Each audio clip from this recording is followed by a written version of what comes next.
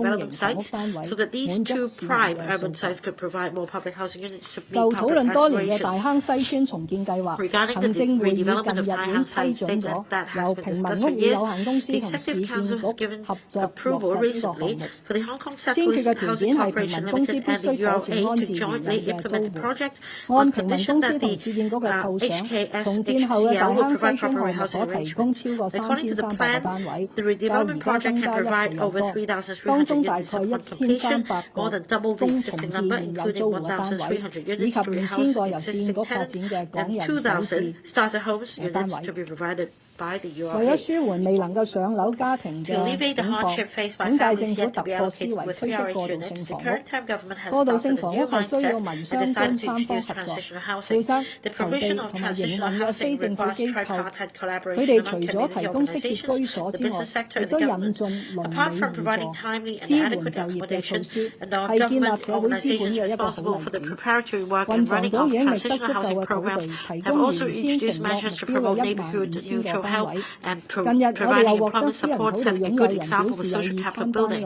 The THB has identified sufficient land to provide the targeted 15,000 units as originally pledged, and recently some owners of private land have expressed interest in joining such programs.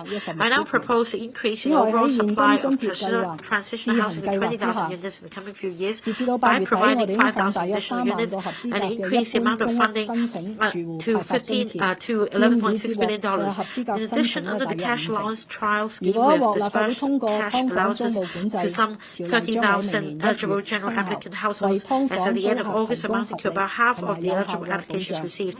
Subject to passage by LegCo, the ordinance to implement tenancy control on subdivided units will come into operation in January next year, which will provide reasonable and effective protection to tenants in subdivided units.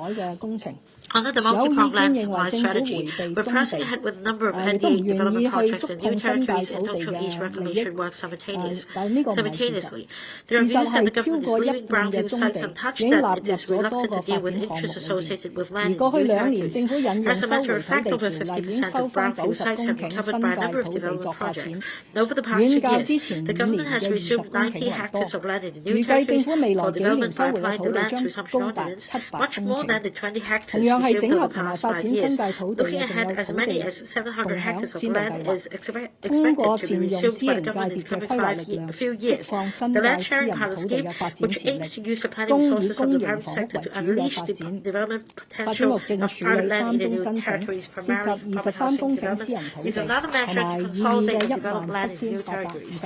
The Development Bureau is processing 3 such applications involving 23 hectares of private land and 17,850 proposed units, of which 70% are for public housing. We adhere firmly to the principle of optimizing land use. For example, with the concerted effort of the Housing Society and relevant departments, the number of public housing units made available by redevelopment of the 3 urban spotted areas in Chakwaling, Auchiwan, and Chukyu United Village has increased substantially from 6,300 to 8,700, and the intake will commence progressively from 2029 onwards. To ensure a sustainable land supply beyond the next 10 years, we're actively pressing ahead with the relevant studies on the reclamation of Kaui Chau, Artificial Islands, and various development areas in the new territories north.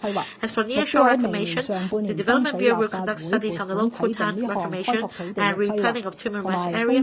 Our target is to seek funding approval from LegCo in the first half of next year to kickstart the planning and engineering study. We will look into different development options before deciding the way forward. The government will also revive the Maliu Shui reclamation project to provide land mainly for INT uses. In addition, we're carrying out a series of projects to relocate government facilities to Cavens, and it is expected that starting from 2027, more than 40 hectares of land will be released progressively for housing and other beneficial uses. Subject to the studies and assuming a domestic plot ratio of 4 to 6.5, the ongoing large-scale projects and projects on the planning are expected to provide about 400,000 to 500,000 public and private housing units in the medium to long term. Together with the 165,000 to 186,000 units that can be built on a newly identified land under the Northern Metropolis Development Strategy, the supply of housing units can go up to 565,000 to 686,000 units in a period of 10 to 15 years after 2031-32. We cannot avoid the question of how much land Hong Kong lacks, as the projected shortfall will guide our spatial development strategy. The Secretary for Development will later announce the final report of the Hong Kong 2030 Plus.